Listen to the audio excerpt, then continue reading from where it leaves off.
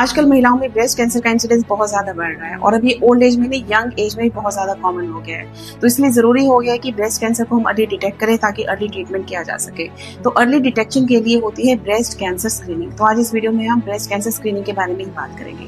तो breast cancer screening होती है 3 तरीके से। सबसे पहला होता है ब्रेस्ट सेल्फ एग्जामिनेशन और फिर होता है अल्ट्रासाउंड प्लस मैमोग्राफी।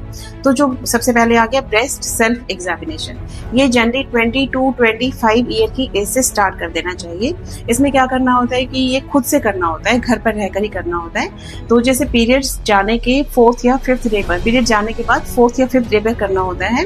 मिरर के सामने खड़े होकर दोनों ब्रेस्ट को एक्सपोज करके सबसे पहले तो इंस्पेक्ट करना होता है, दोनों ब्रेस्ट को देखना होता है कि दोनों के साइज में कोई डिफरेंस तो नहीं है, कोई अल्सर तो नहीं है, कोई रेडनेस तो नहीं है, कोई डिस्चार्ज तो नहीं है, निप्पल अंदर की तरफ तो नहीं जा रहा है, स्किन अंदर की तरफ कोई गड्ढा तो नहीं हो रहा है स्किन में।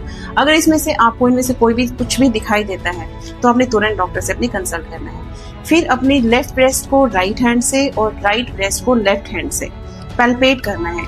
ये जो 3 फिंगर्स है, जो फ्लैट ऑफ 3 फिंगर्स है, इनसे आपने पैल्पेट करना है। क्लॉकवाइज डायरेक्शन में भी कर सकते हैं और एंटी क्लॉकवाइज डायरेक्शन में भी कर सकते हैं। पहले ब्रेस्ट को करना है, फिर आर्मपिट को करना है, फिर कॉलर बोन को करना है। अगर पैल्पेशन पे आपको कोई भी लंप फील होता है तो उस केस में भी आपको अपने डॉक्टर के पास जाके कंसल्ट करना है। हर लंप कैंसर नहीं होता, लेकिन अगर लंप है तो दिखाना जरूरी है। फिर नंबर 2 पर आता है क्लिनिकल ब्रेस्ट एग्जामिनेशन।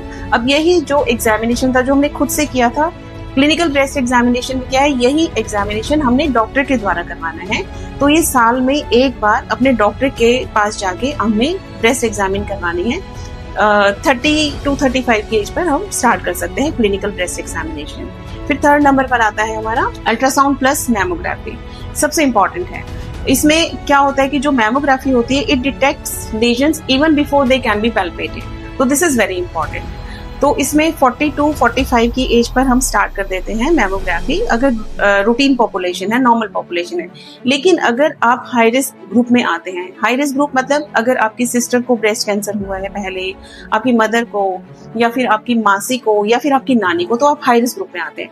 तो इस केस में आपको मैमोग्राफी भी 25 की एज पर स्टार्ट करवा देनी है। अर्ली डिटेक्शन ना सिर्फ ट्रीटमेंट को आसान बनाता है बल्कि लाइफ को भी बचाता है। इसीलिए अपनों और अपनों की सेफ्टी के लिए समय पर स्क्रीनिंग करवाना एक जरूरी कदम है।